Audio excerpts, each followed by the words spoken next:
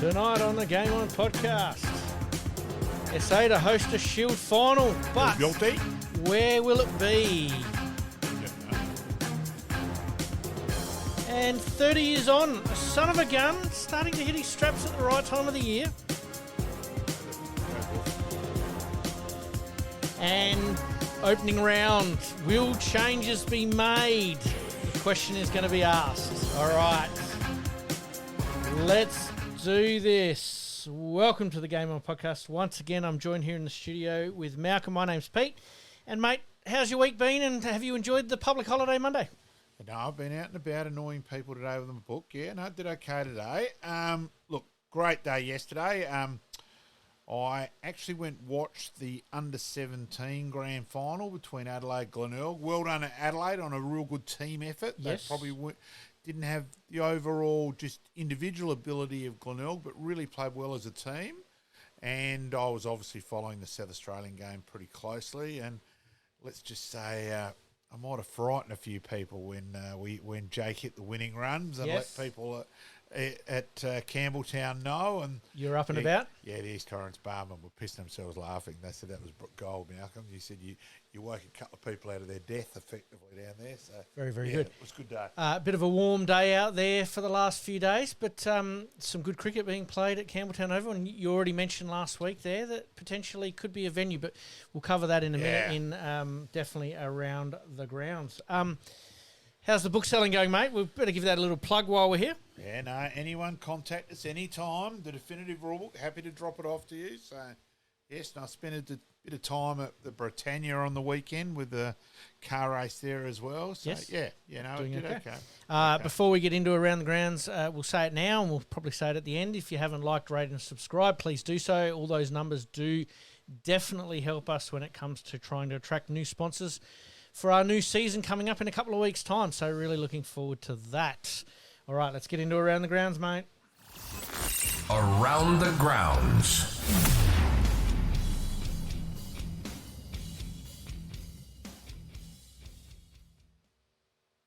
All right, and as per usual, we're going to have a look at the SANFL, the soccer, the NRL a little bit later on.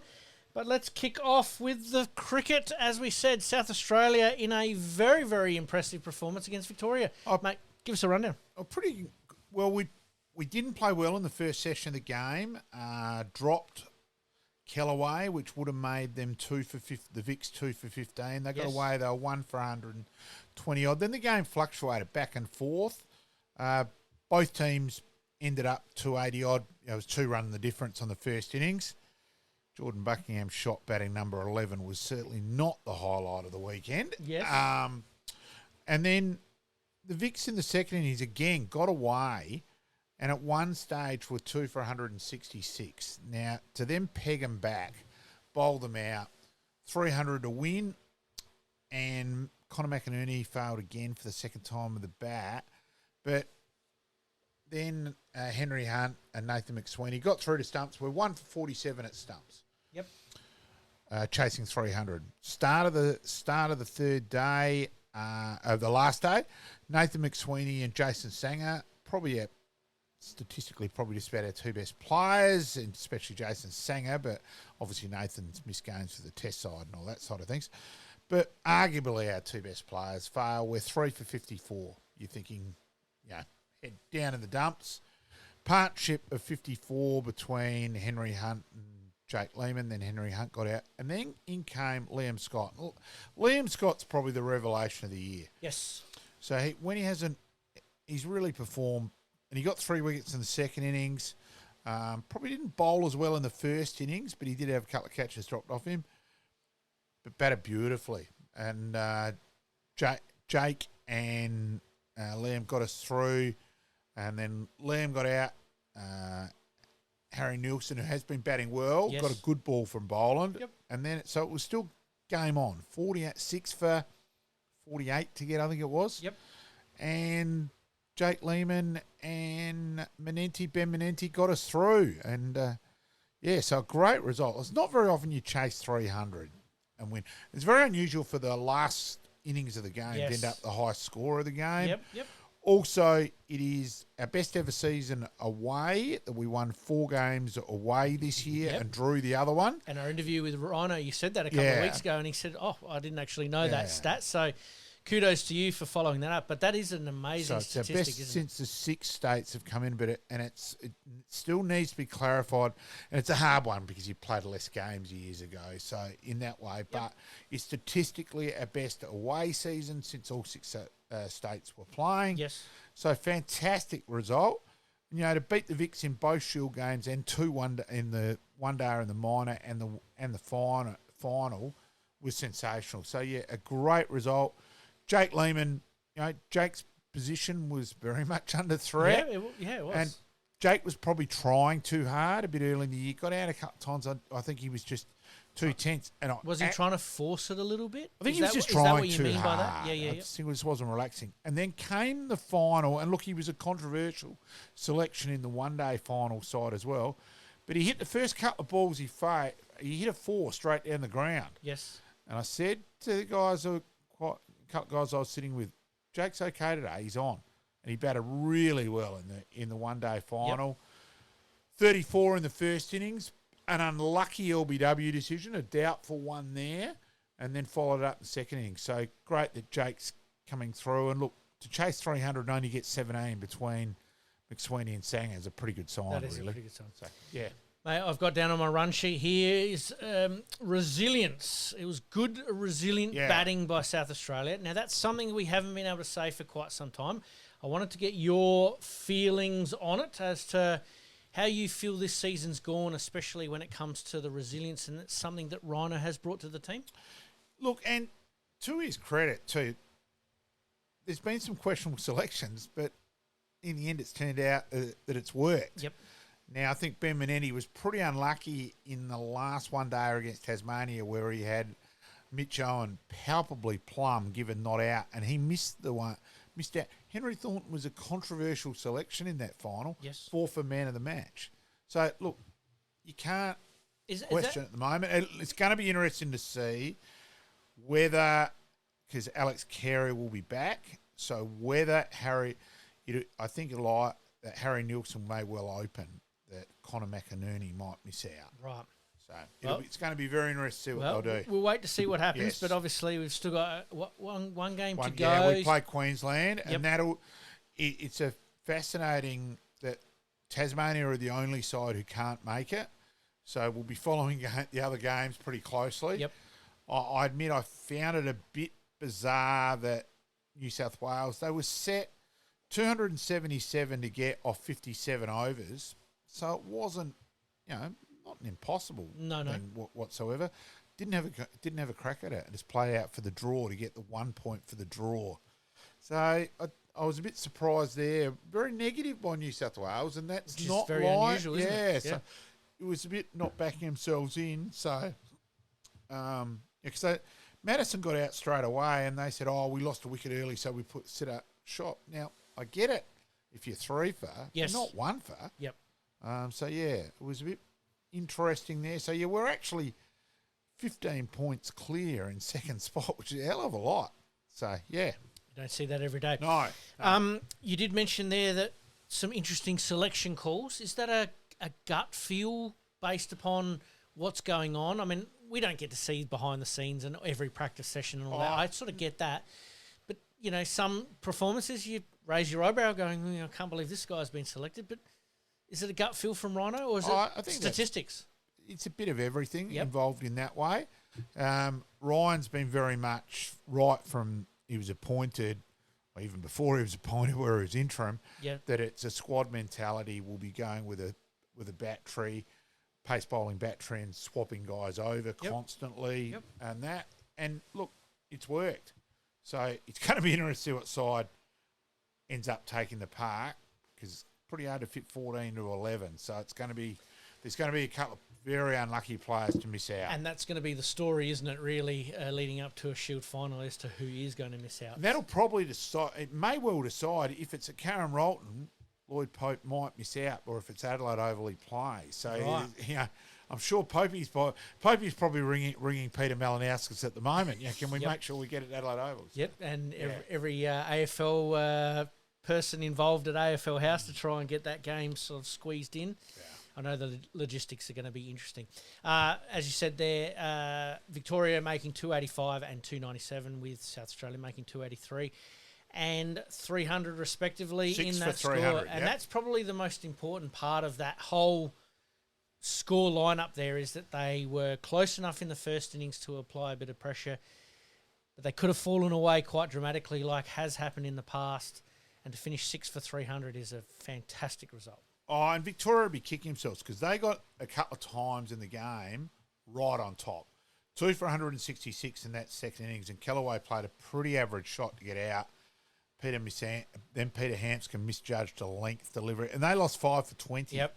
Victoria there. So I was at Parkinson watching Kensington and West Torrens. Kensington actually had a premiership reunion from 20 years ago. Jason Morgan turned up. He's still Adelaide. He's still Australia. He's living in Darwin, so he's still Australia's youngest teenager, or oldest teenager, sorry. Yep. And Jamie Siddons was there, and Andrew Rumbelow. It was fantastic. Good to catch up with some Kenzie guys as well. Absolutely. So, yeah, and West Torrens, to their credit there, they were 2 for 14, chasing 267, and got them. So they batted really well. So resilience seems to be the buzzword at the moment, and a few teams going along quite nicely.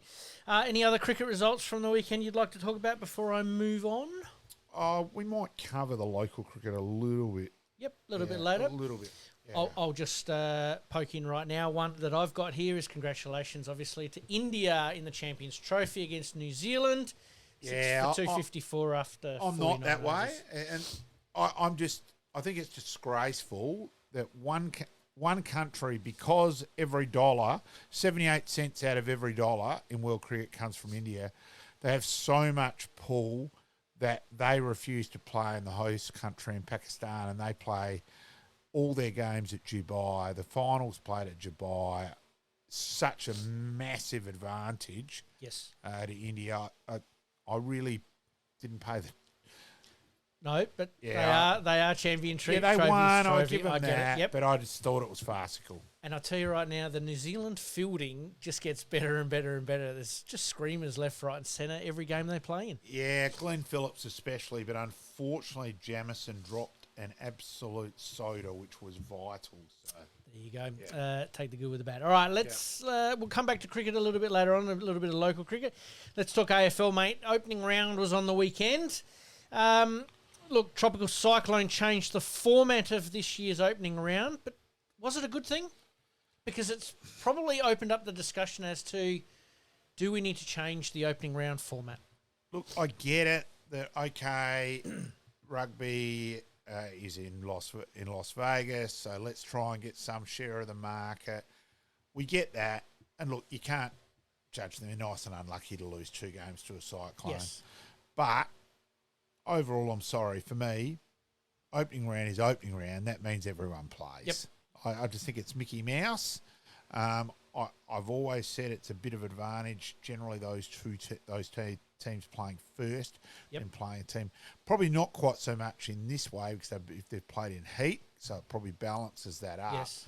But I just so and looking at the rescheduled games, obviously one of them is going to be rescheduled early in the season. And it looks like one of them is going to be right at the end of the season, which bizarre. That is farcical because you're always going to be looking at the ladder going, one team they've played a game less. It's crazy. Yep. I just don't get it. Why they haven't gone you're unlucky. You're gonna have to have you don't get a bye just purely because of fluke. Yes, you play then, and that's what should happen. If the teams that had played each other had the bye at the same time or played each other in the second round, you could have almost sort of sorted that out early in the season, couldn't you? It's going to be an interesting one. What's the solution? But because then I actually agree, though, in terms of the cancer. And I was really glad where Lockie Neal came in and said, right, if that game had been switched, I wouldn't have played. Yes. I'm putting my family first above sport. And I thought, bloody good on him that he was that honest and all that.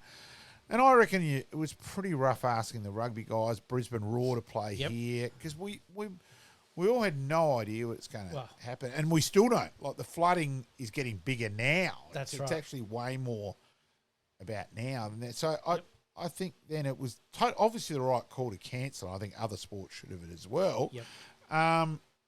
But I just think in that regard, they've got to play on the bye weekend as far as I was concerned. Yes. Yep. I just don't get it. Yep. That's going to be interesting to play out. What's the solution? I've heard a couple of different solutions. What's your take on it? I just, in terms of that, Of opening round, you saying everyone has to play. Everyone I plays. agree, and Everyone I think plays. everyone does. But how do they do that to say benefit those markets? 2 games in each state. Yep. So you play 2 games in Queensland, 2 games in New South Wales, 2 games Yep. Victoria, 2 games here, 2 games in WA. Yep. Or 1 if it's got to be split up. Yes. But either way. Yep. That way each state gets a crack.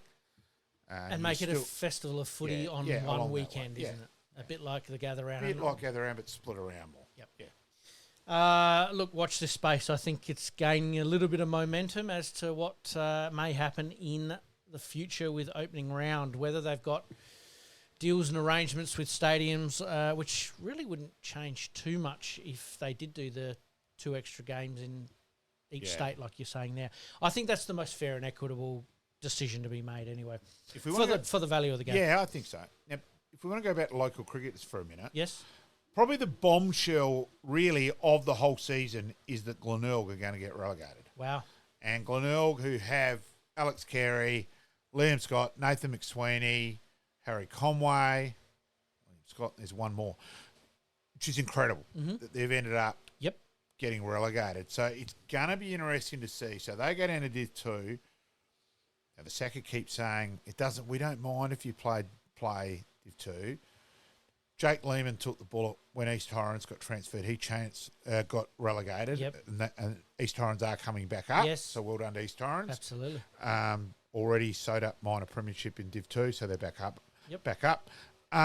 Will it force the hand a little bit? Yeah, so out of that, you're now saying to all those guys, it doesn't matter if you play Div 2. I just think in that way, it's a Pandora's box, and that's what the conversation was very much about on Saturday. That hang on, one of the powerhouses have gone down. Yep. They weren't expecting this, so it is really It's going to interesting. be a very interesting case study.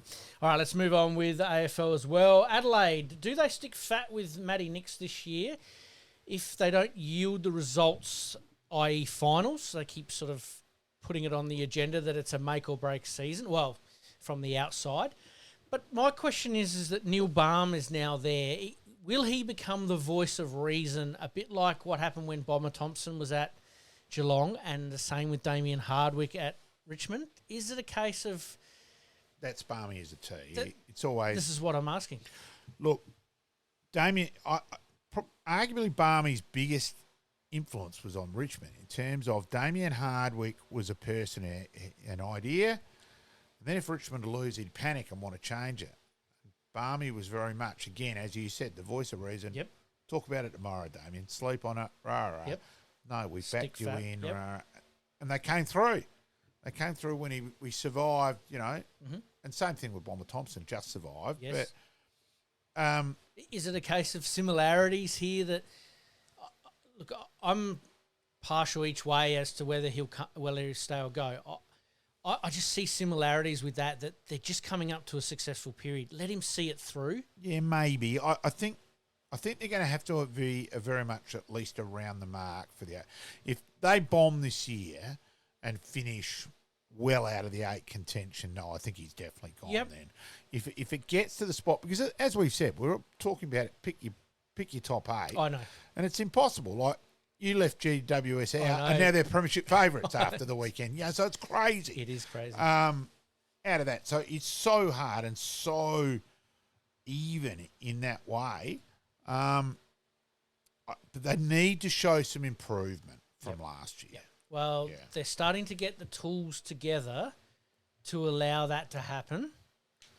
Is it a case, this is why I ask, is it a case for Adelaide fans out there that do you keep Matty Nix based upon stick fat with him? You've stuck fat with him during the lean times. They look like they're heading towards some better times. Give him the opportunity to do it. They do, but I still think there's some holes in the list. Look, I wish, and I said it at the time, if I'd been Adelaide, I would have made Lloyd Meek an absolute must. Yep. I'm sorry, he showed on the weekend. that was probably his best game. Yes. But I thought he'd shown enough at Fremantle that I would have put him on the must-have list. list. I'd love to know whether Adelaide even had a crack. Yep. And for mine, there's still big holes. There's still too many honest battlers on that list. Let's talk the ruck. It's one of your pet hates, bugbears, whatever it be. Yep. The Crows look like they were into Grundy pretty heavily. I've not seen in the last 2 years Grundy at his absolute best. Is that maybe a blessing in disguise? Maybe. Who knows? He virtually had the year at Melbourne where it was sort of a waste, really. Yep. Because he lost momentum from that and point he was onwards, pretty reasonable for Sydney last year. Yeah. Oh, no, I'm not saying he's the worst ruckman going around. No, he's pretty... And, look, I think he probably played round one underdone. You can argue he shouldn't have played. Yep. And so Meek took him apart if we were, in that way. And I think he'd be just... I think that Sydney would look at that and go, maybe we stuffed up at selection there. Yep. No, fair enough. Yeah. All right, before we get on to opening round matches, we'll just talk a couple of hot topics. The conference system has been brought up again in talks. Maybe Eddie Maguire listens to our podcast, mate, because we talked about this a little while ago. Yeah. What are your thoughts on the conference system? Because, not two-tiered competitions like we talked about with the Saka a minute ago, but an actual two-conference system so you get almost a true home and away with, say, 10 teams in each conference. And then you play the others one. So it's sort of the same anyway. It's not a huge amount of difference. Yep. So I'm still lukewarm about it. Yep. I think it has its advantages and disadvantages, but certainly the Let's way just, we've got it at the moment, it's just not quite right, is it? It's not. And if it wasn't a multi-million-dollar business, if it was actually a sport, You'd go back to one round yeah, each. it'd be one round. Yep. And we wouldn't be playing football in 30-plus degrees, where it's not designed to be played then. So, unfortunately, because it's a multi-million-dollar business, that correct. You've got to have these rivalry games, these double-ups with all the big clubs as well. The fact that we're arguing about discussing where a Shield final should be played, well, of course it should be at Adelaide Oval, because footy shouldn't have started yet, but that's not it. No. That's where things have changed quite dramatically, hasn't it? All right, let's we might touch base with that one a little bit later in the season, see what comes up between now and then. All right, drugs policy, where is it at and is it fair? What are your thoughts on the drugs policy, mate? Because it's been a bit like the tennis. There's been a couple of things that have happened behind the scenes that have just made you scratch your head a little bit. Yeah,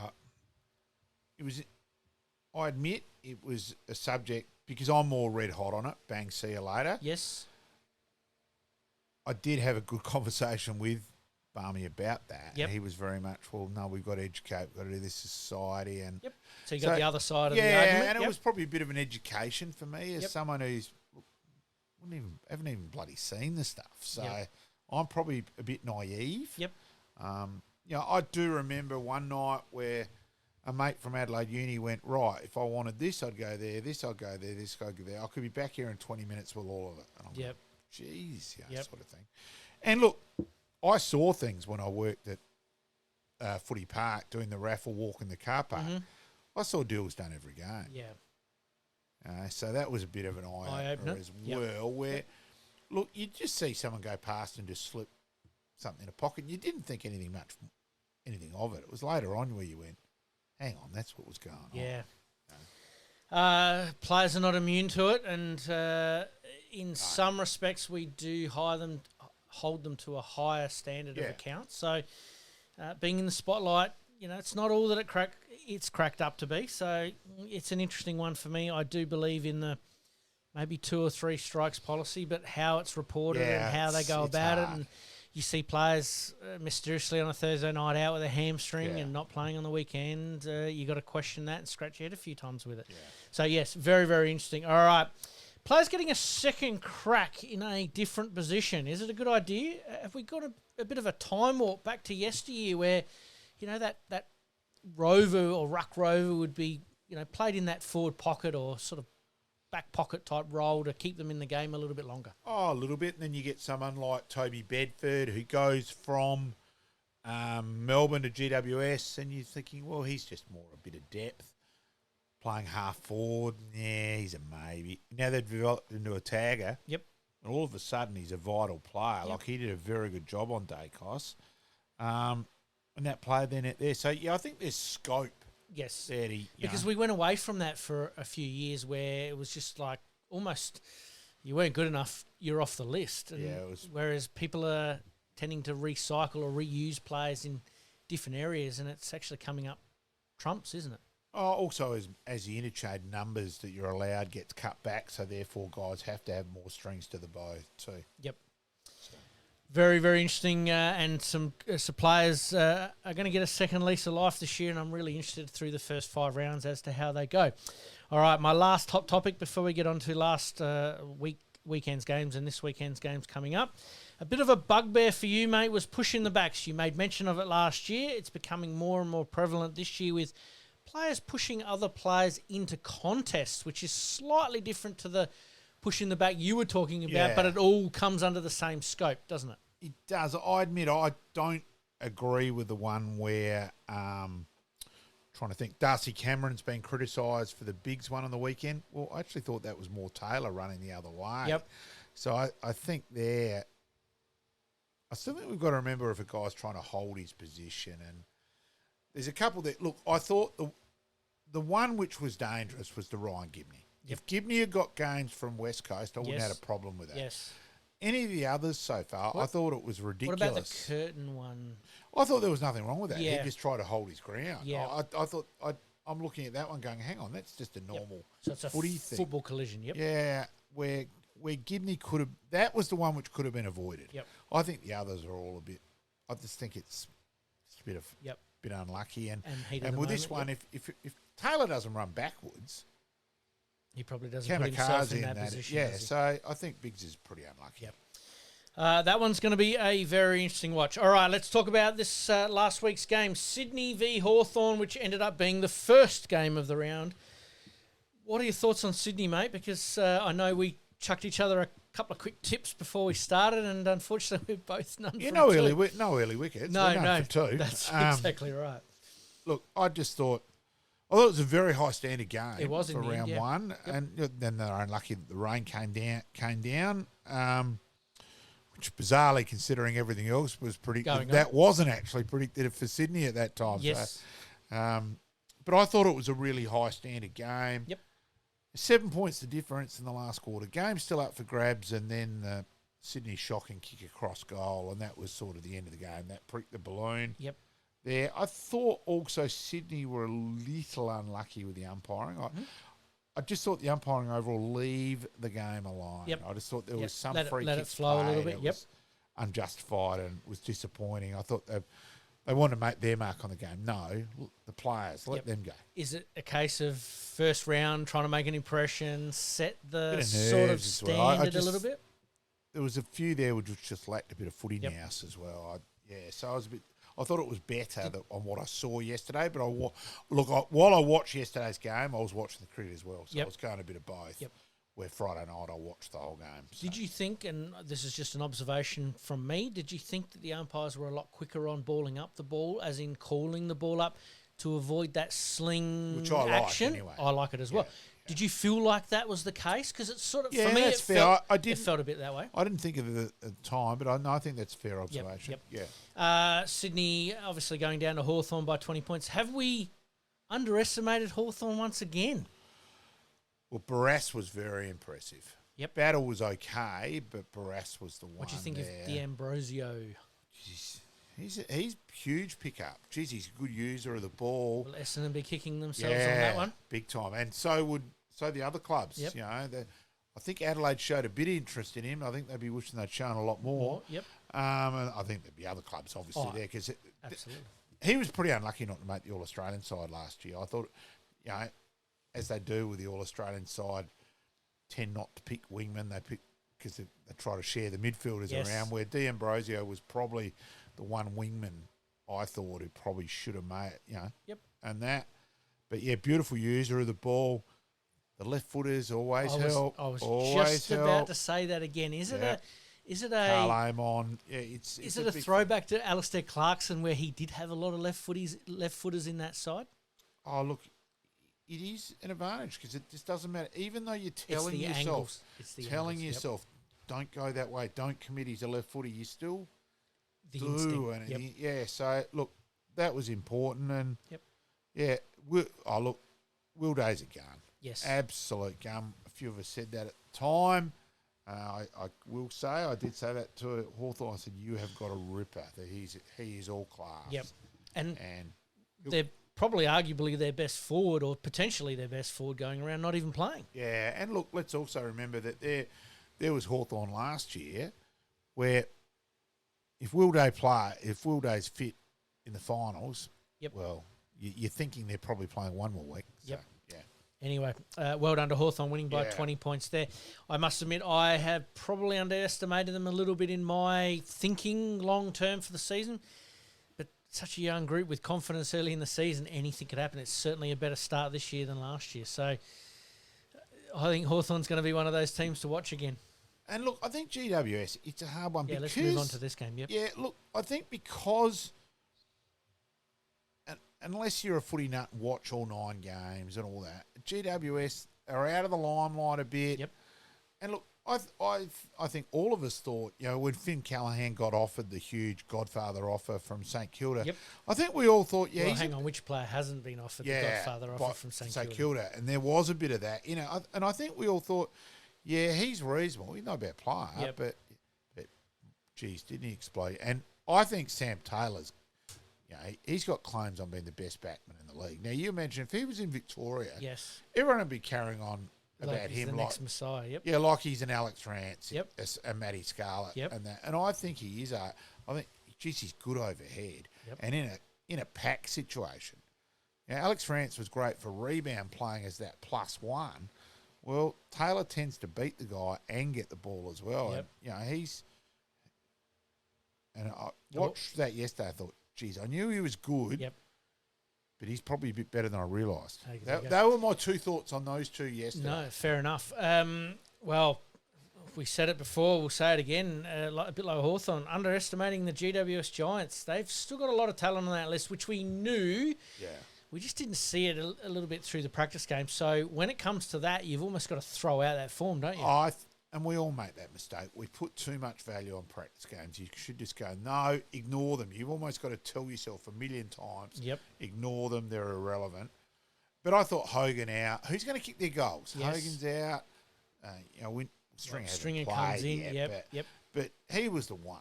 You go, hang on. And ironically, out of that, Cadman didn't do much. But they ran the ball just so well. Well, this was going to be my one word for GWS this year. It looks like they're adaptable. They can play that small running game, and those handballs coming out of the centre there was mighty impressive. But equally, Collingwood. Where are Collingwood at? We know that they've got one of the older lists on the park. They've tried to recruit a couple in, but are they destined for that year where they do need to reset a little bit? Oh, look, and I think one thing, Collingwood, when they do fall, they're going to fall for a fair while because they are so... Look... Because they got rid of their, first-round draft pick for next year on the basis that this year is going to be... I just think at the moment... Look, I wasn't a fan of them picking up Tim Membry. I've said it beforehand. And look, you kick 4 against Richmond, I'm going, hang on, guys. Yeah, it's just Richmond. Well... They're just a team full of kids. It's totally different. That and then standing with Sam Taylor, that's like facing your or my bowling and then face Curtly Ambrose at his top as a comparison. We're getting carded and Curtly Ambrose is bowling you straight away, isn't he? So, I just thought there, it did look a worry yesterday. Look, yes, it's one game, so you don't go Troppo on that. But the worry was... Can Collingwood run hard enough the other way? Sidebottom, Pendlebury as they get older, etc. How and it's harder to hide as an older player these days, isn't it? Oh, it's a competition which just ruthlessly spits you out. When someone gets too old, they look terrible. Could that happen with someone like a Rory Laird this year? We've sort of already hinted that Smith's going to be in that boat. Yeah, I think maybe, but the big thing is he goes to halfback. so It's he's versatility. not exposed in midfield. Yep. And I think that's where you need it the most. But Yep. the fact they've gone so old, look, they paid overs to get Schultz. Yes. He's only there 1 year, so let's wait and see. Yep. But I think if you were just to a neutral at the moment, you said Ginnivan or Schultz, you'd go, I'll have Ginnivan, thanks. Yes. And yet they gave up a lot to get Schultz. Yes, it was Ginnivan off-field stuff, the stupidity before the grand final, and I think that was the final straw. Yep. So we get that, but there's big question marks on the Pies at the moment. There is. Massive question marks. That is going to be my one word for Collingwood is question mark, question mark, question mark. So, yeah, this is going to be an interesting watch. But again, they did kick 1-6 in the first quarter. Yep. If they kick 4-1 or 4-3 and they're 2 or 3 goals up at quarter time, totally different game. So, again, we jump at things pretty quick. Yep. So, wait and see. But it was just a bit worry where they couldn't keep up running the other way. Yep. All right. We will declare our hand. We both picked Sydney and Collingwood for this week's win, or last week's winning teams. And unfortunately, like you said, none for 2, which is a pretty good batting average. We'll take that. But we've got to get on the board this week with some games. Carlton v Hawthorn Thursday night. Really looking forward to this one.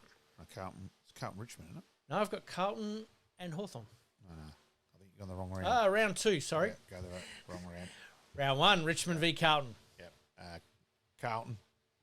Carlton for me. Hawthorn v Essendon. I'll go Hawthorn. Hawthorn for me. Geelong v Fremantle. At the Cattery? It is at the Cattery, but Yeah, Fremantle have got a pretty good they record down there. They have, but I'll still... Bailey Smith's first game at the Cattery, the redevelopment, 40-odd thousand. I'll go the Cats. Cats for me as well. Swans v the Lions. Game of the round? It is. Yep. I'll go Lions. Lions for me as well. The Western Bulldogs v North Melbourne. I know Western Bulldogs have got a hell of a lot out, but I'll still go for them to get up. But I reckon you can go either one on that. Well, I'm going North Melbourne on that one there. And Collingwood v Port Adelaide. At the MCG. Yeah, the G. Look, if and Butter's out, Rosie may be in doubt there. If Rosie doesn't come up, that's pretty crucial. But I'll go the Pies to bounce back. I'll go Collingwood as well. I think they'll be absolutely smarting for losing by 52 points to GWS on the weekend. Adelaide v St Kilda, Adelaide Oval. You've got to go Adelaide. I just hope they haven't swallowed all the media hype about them. It's that danger game, isn't it? That it is. Team could come to town with really nothing to lose. St Kilda have got a lot out. I admit it. It should be for the James Gallagher Cup. Gags now at Adelaide. Yes. Coming from St Kilda. Yep. His 1-3 Brownlow medal vote game was Adelaide v St Kilda. So, I think it should be for the James Gallagher Cup. And we think Harry Boyd will play. Yes. Which will be fantastic for Harry. Looking forward to that. Obviously, previous guest on our podcast, which is always good to promote. All right, I Melbourne. will message him and wish him all the best. Absolutely. Melbourne v the Giants. Again, Melbourne haven't played a game. No, Giants no. have played a game. It was impressive, but there was quite warm conditions. And Biggs won't play against Gawn. Will they kick enough goals, Melbourne, against GWS? No, I'm going to go GWS. GWS for me as well. And West Coast v the Suns. I'll go Gold Coast. Gold Coast for me, finally winning an away game from home for a fair while. I wish Walter was playing. He's unavailable for round 1, having been suspended. So he would have been playing this week. Yep. If they'd played last week. So I think that's a bit of a bummer for Gold Coast, that one, because I still say he struggled last year, but I saw enough of him as a kid. I still think he will explode on the scene. Absolutely. All right, mate, we better leave the footy there. We could pretty much talk all night on the footy if we wanted to, but coming up, Adelaide United, a little bit of work to do now, falling down the ladder a few spots, so best of luck to them coming up games. SANFL, we'll talk some trial games, but the state game between SA and Victoria up at the Barossa. And in the NRL, the Melbourne Storm once again their first round game.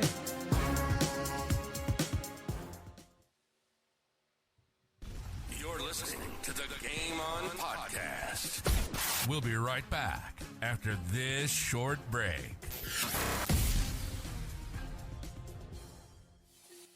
Looking to buy or sell your home anywhere in Adelaide, from the hills to the sea? Meet Gary KRIEVS, your dedicated local agent from OUWENS CASSERLY Real Estate. With unparalleled knowledge of Adelaide's housing market and a commitment to exceptional service, Gary ensures a smooth and stress-free experience for all your real estate needs. Trust the expert, trust Gary KRIEVS at OUWENS CASSERLY Real Estate. Your next dream home awaits. Contact Gary today on 0422 071 317 or on email garyk@ocre.com.au. And for more listings, please visit owenscasserly.com.au. Make it happen.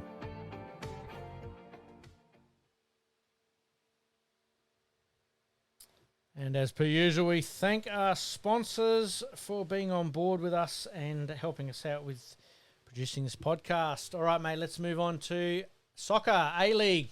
Adelaide United. Got a little bit of work to do now after a 1-1 draw with Brisbane Roar. Yeah, disappointing. Brisbane are on the bottom. They've gone from cruising to down to 5th.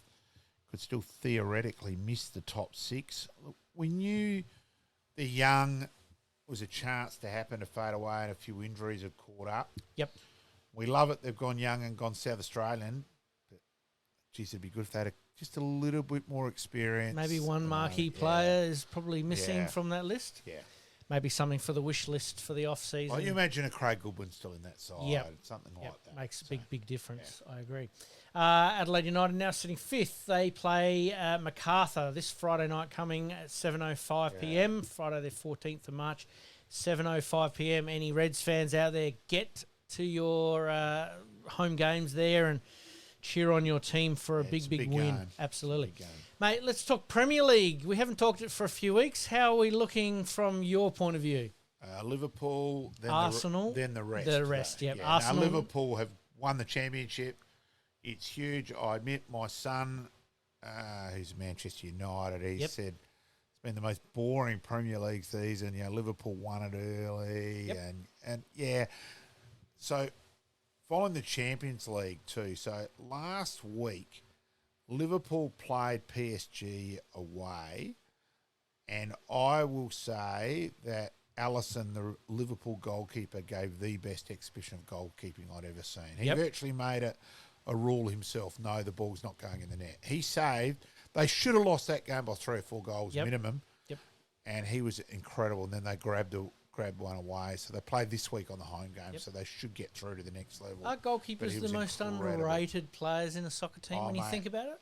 Anyone out there, if they haven't seen this game, just Google Liverpool v PSG highlights, and you will go at the end, wow, he was literally ridiculous how good he was. Absolutely love it. As you mentioned, Liverpool sitting top, Arsenal second, Nottingham Forest. They've come from the clouds. They've had a great year where they just avoided relegation last year. Now up to 3rd, they should qualify for Europe. So it's their best year for a long time. Absolutely. Chelsea sitting 4th, which I'm reasonably happy about there, but it's probably the big one is Ange Postecoglou. A lot of injuries, mounting pressure. Huge game this Thursday in the Europa Cup. They're 1-0 down. If they lose this week, you think he might be getting the resume ready? Yeah, I reckon he might be looking for a job Friday. So we know how ruthless they are over there. We do indeed. It is a huge game for Tottenham this week in the Europa League. Absolutely. All right, we'll keep an eye on that one and watch that one with great interest. All right, let's move on to something a little closer to home. The SANFL trial matches. Not last Friday night, but the Friday night before. Adelaide defeating Woodville West Torrens quite handsomely there at West Lakes. But last weekend we had Glenelg taking on Sturt, with Glenelg just getting over the line up at Mount Barker. Yep. So, look, I've only seen the scores. Really don't know much, apart from Central's absolutely annihilated Nord. Yep. Nord were very disappointing. the only feedback I've got from a few Nord people is that Centrals were too big, too physical, which is a bit of a worry. Yep. It was the feedback I've had back from 304. So, yeah. Keep an eye on that. North way too good for West, and Woodville West Torrens way too good for South. So a bit of a worry there for a couple of those. Absolutely, which we sort of think that Yeah, Glenelg, Sturt, North, Woodville West Torrens, Crows and Port Adelaide. Yeah. All right, trial matches coming up this weekend. Sturt v North, Friday night at Mount Barker. Great to see them using that facility up there. Yes, funny how a bit of common sense has finally come in. Yes. A little bit of media, sort of negative media there, listening to 5AA and some of the interviews on there. They're trying to get it up and going, which is very, very important. Yes. I'd probably bite my tongue there on what I think about it. Do we see a gather-round style sort of happening up there this year with maybe the SANFL, with maybe some of the under-17s or under-18s, under-21s? There's a few things programmed like that, so it will be interesting to see what goes. But, yeah, look, ridiculous, absolute insanity that such a brilliant facility hasn't been utilised. So thank goodness it finally is a bit now. Absolutely. 7:50 Friday night for anybody who's planning on heading up there. I know we do have a lot of SANFL listeners to the show, so head up there. Central's taking on Glenelg at Ex-Convenience Oval. Yep. That'll be a good test to see where Centrals are at after, obviously, a pretty good weekend against Nord. West v Woodville West Torrens at Hisense, 12:40 on Saturday afternoon. And then this one's a bit of a bizarre one for me. South Adelaide take on Adelaide at Alberton at 9 a.m. on Sunday morning. And Port Adelaide take on Norwood at Alberton Oval at 2:20 on Sunday afternoon. Is a bit weird, isn't it? Yeah, it is. Yeah, I can't. I don't know why it's not at Norwood. I haven't heard. I might do a bit of delving. Delving why that is the case, because it doesn't. It's weird. I'll make a couple of phone calls and try and we'll report back next week. Look, I'll let you look into that one there. Best of luck to the teams that are playing this weekend. All right, the NRL, let's go through that very, very quickly. Round 1, the Raiders getting up over the Warriors. The Panthers just getting up over the Sharks. The big one for me is Melbourne Storm. Once again, they just find a way. Probably should put your house on that they win round 1 every year. I think that's 22 in a row. Something ridiculous like that. So, yeah. How do we see them going this year? Could injuries play a little bit of a part to that? Oh, yeah. But, geez, to their credit, considering they're not in a rugby stronger hold, they're always around the mark, always competitive. Yep. So, yeah, they've been a huge success story. Absolutely. Brisbane Broncos 50-14 against the Roosters. Yeah. That's almost a cricket score there. Yeah, that's a big win. Knights v the Tigers 8-10. The Dolphins taking on the Rabbitohs. The Rabbitohs getting up 16-14. The Dragons going down to the Bulldogs. The Sea Eagles having a big, big win over the Cowboys. And as we mentioned, the Melbourne Storm 56 to the Eels 18. Yep. All right, do we want to do tips for this weekend really quickly? We'll leave that one till next week. All right, let's have a look at what we've got coming up.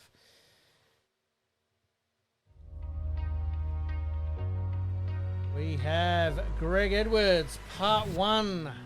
We actually recorded that a fair while back. We did. So, yeah.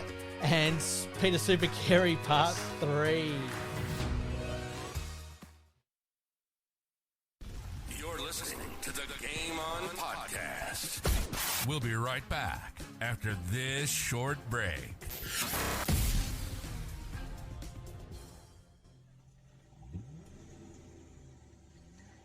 A dents and scratches putting a dent in your day? Introducing Roger Steen Crash Repairs Adelaide, your trusted solution for automotive woes. With over 2 decades of expertise, Roger Steen Crash Repairs guarantees top-notch service, restoring your vehicle to its former glory in no time. From minor dings to major collisions, our skilled technicians handle it all with precision and care, using state-of-the-art equipment and techniques. Roger Steen Crash Repairs saved my car. It looks brand new. Fast, friendly and reliable. I wouldn't trust anyone else with my vehicle. Don't let accidents slow you down. Visit Roger Steen Crash Repairs Adelaide at 14 Penner Avenue, Glynde, for quality service you can count on. And here's a special offer just for our listeners. Mention this podcast and receive a $100 discount on your repair. Roger Steen Crash Repairs Adelaide. Excellence in every repair.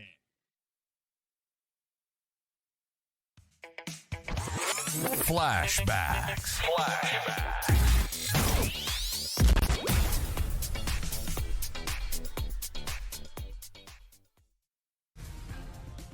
Around the corner, Dietrich!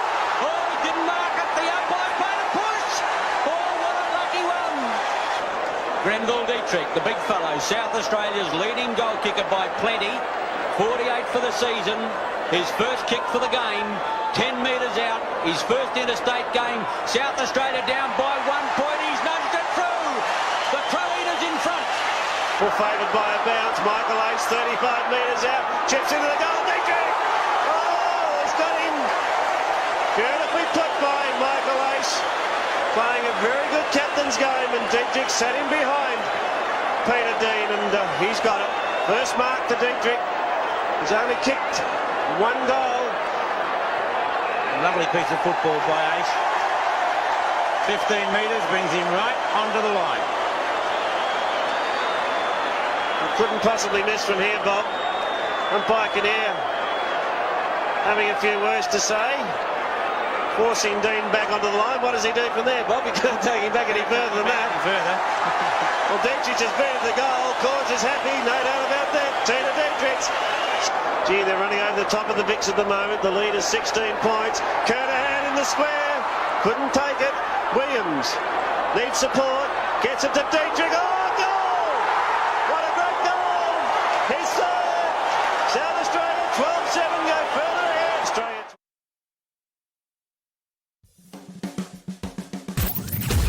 Extra time. Big finish.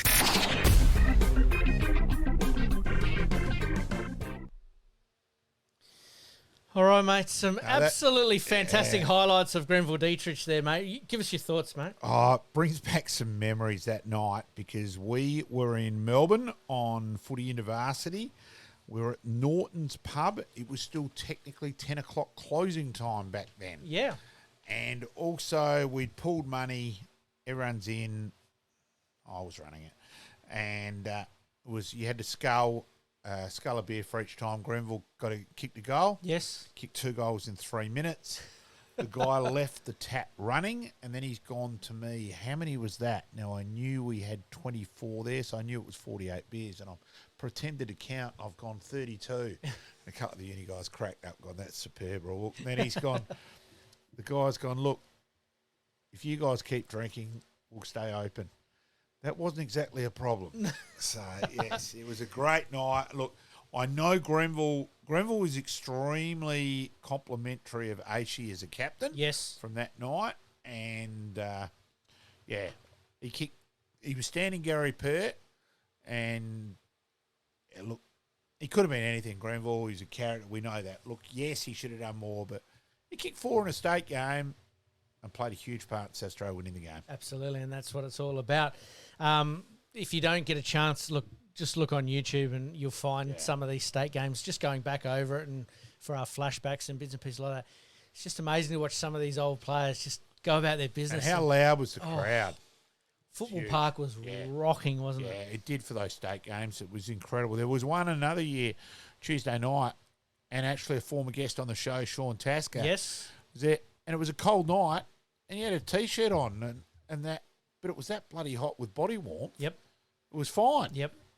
And we all know what West Lakes is like and at the then best when you of times. walked out, then you were quickly putting clothes on. But watching the game when it was packed, it was fine. Absolutely. All right, mate. Let's leave those reminiscing memories there and move on with our extra time big finish. Netball, the Thunderbirds take on the Melbourne Mavericks this Friday night, 14th of March, and they're going to be at home at the Entertainment Centre. It's going to be a busy precinct down there, isn't it? Yep. Go the Thunderbirds. Absolutely. Let's have a look at the NBA. We talked about a drafted player last week, but the standings are starting to sort themselves out as far as the Eastern Conference. Cleveland Cavaliers Well, they've basically put it to bed a bit like Liverpool there quite early in the season. They won 54 games and only lost 10. Their nearest rival is 46 and 18. So that's going to be big gap there, obviously, in the standings for the Eastern Conference. And I'm just trying to find the Western Conference. Here we go, Oklahoma City. But the big one is the LA Lakers. Since they've traded up, I suppose, for Luka Doncic, have gone on a bit of a winning streak there and got themselves into second position. But Oklahoma, a bit like the Cleveland Cavaliers, are just so far in front. It's sort of a one-horse race in the West as well. All right, let's move on to tennis. So we'll go a bit more locally this week. The state pennant finals were played at Memorial Drive on the weekend, and the winners in the men were being the Peak Gardens, defeating Trinity Gardens in this year's final. And that's actually their third straight premiership. Yeah, well done. Well done, Peak Gardens. Absolutely, well done to them. And in the women's, the Memorial Drive Tennis Club defeating Seacliff in this year's final. And that's winning their first premiership with the reformatted finals and state league finals and everything else. Well done, Memorial Drive. Congratulations to them. All right, any other business to bring up tonight, mate? I thought I'd leave it open for you. Look, the AFL, yet again, the hypocrisy. Now, do I think there was really much in it yesterday in between Craig McRae and GWS, Adam Kingsley, and the clubs in general? No. But the way they overreacted to Ken Hinkley last year and fined him $20,000. Now, at $20,000, it's not a small amount, is it? And yet here it's a warning. Now, I'm sorry. Hinkley's was after the game. Yep. The teams were still separated. Well, this was on the interchange bench. Yeah, but... And it could have erupted. Now, do I think there was much in it? No, look, the coaches have downplayed it. You know, they're of course they're going to do it. And of course they're going that. Yeah. But I just think they had to fine him. There was no other option. After you've acted that way against Hinkley, he had to be fined. Yep. But no, the hypocrisy is just astounding again. Yep. Absolutely crazy. My other topics to bring up today is probably the Toby Green knee, lifting the knee for protection a little bit. What were your thoughts on that, mate? He's a little unlucky there. Yeah, I mean, it's a $6,500 fine. So it's not Mickey Mouse. Nope. So, yeah. Well, I think between him and Butters, they could pretty much all build a completely new stadium, couldn't they? Yeah, so mind you, the salary they're on and all that. Yep. But, yeah, I do think they go over the top with those fines. Yep. So, yeah. All right, good, the bad, the ugly for the week, mate. The good was South Australia. Absolutely. Getting through. I think Lehman making 100 there is certainly well and truly huge. up there for me. Yep. So wrap for Jake. Actually thought I had his mobile on my phone. I didn't, so that's why I didn't get him on tonight. Nope. We'll worry about that after they win the final, I reckon. We'll worry about it beforehand as well. Look, the bad, I think, is the AFL opening round in terms of just the lukewarm. I can't haven't got it. with you. But, yes, they're nice and unlucky with the cyclone and all that. And they've shown one of the clubs have now in the rugby have got to relocate because they can't train with R, and players are going, well, hang on, what do we do at the moment? So, yeah, there's going to be some big things out of this. It's just the rainfall's just been insane. Yes, I've been following a few pictures that have been going around. Incredible. And what about the ugly, mate? What's been the ugliest thing that you've probably seen this weekend, sporting-wise?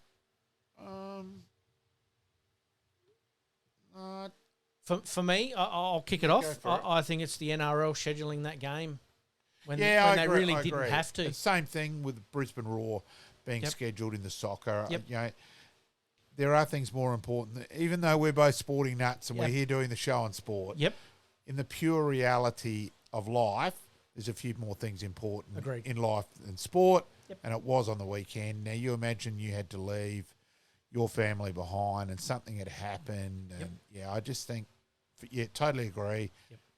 For mine, just dumb. It's, we've got to put things in front of sport. My other ugly is probably this convoluted draw that now is going to have it's crazy. Gold Coast playing Essendon playing in round 24, or two rounds in 24. 2 rounds. It's crazy. And so you can imagine if you got a few injuries then, and you got to play those 2 games close what if together. You're a team? What if you're a team that's sitting just inside the 8, and they're 2 teams that can make the 8? It's weird. It's going to be an interesting watch. And is it a test case of everybody plays the opening round, and round 24 or round 25, I suppose, becomes wild card round? Possibly, because we're going to get a look at it, aren't we? Possibly. I'm just disappointed that Gold Coast and Essendon didn't get together and go, right, no, hey guys, there's the bye round. We're going to have to play then. Yep. Not what has been. I'd be pretty angry as both clubs with what's been scheduled. I think it's just crazy. It's definitely an ugly for me. All right, mate, we better wind things up there. I thank you once again for your time here tonight. Thanks, as we've said previously, if you haven't liked, rate and subscribe, please do so. All of those things do help us. Certainly share it on our episodes, and we'll try to respond to any messages, any comments as best we can along the week as well. Mate, as per usual, we've got to do better than this, and we will, and we'll see everybody next week. Thanks, mate. Thank you, mate. Liking this podcast? Please like, rate, and subscribe.